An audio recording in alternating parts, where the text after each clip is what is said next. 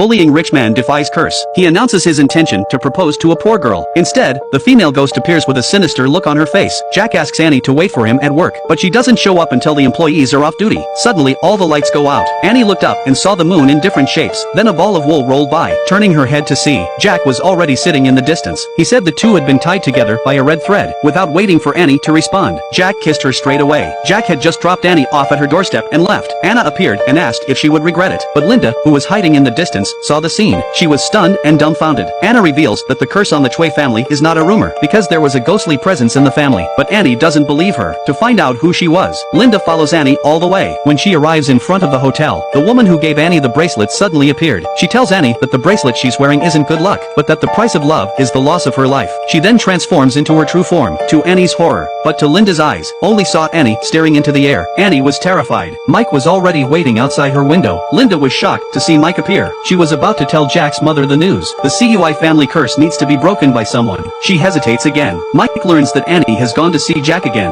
He was very angry and told her to stop. That her stepmother and Anna knew about the curse. They set up Annie to marry Jack in the guise of a daughter. The purpose was to break the curse in Anna's place. Even if nothing happened, she would have gotten rid of Annie. Annie is shocked by the news. When he returned home, Jack told his father he would make the same choice as his father had made. Jack's dad smiled with relief at the news. Just a short time ago, Annie and he had agreed to have the wedding secretly without the family's knowledge. Annie said that even without a ring and a wedding dress, it would be fine, as long as they could be with Jack. That was all that mattered. And before the wedding, Annie was afraid of dying in an accident because of the curse, so she took her grandmother shopping for clothes, and went to a Western dinner with her that she never wanted to eat. She made her grandmother very happy. On the way, she lied that she needed to go back to her hometown for work. In the evening, she found Anna, told her she was getting married to Jack tomorrow. If anything happened to her, she wanted Anna to stay with Jack instead, and Lisa knew that Annie wasn't going back home, and only after she pressed her did she tell her that she was leaving with Jack. The next day, Jack dressed up and said goodbye to his father. Jack's mother watched her son leave the house. She thinks about it. Annie says goodbye to her grandmother and finds Mike.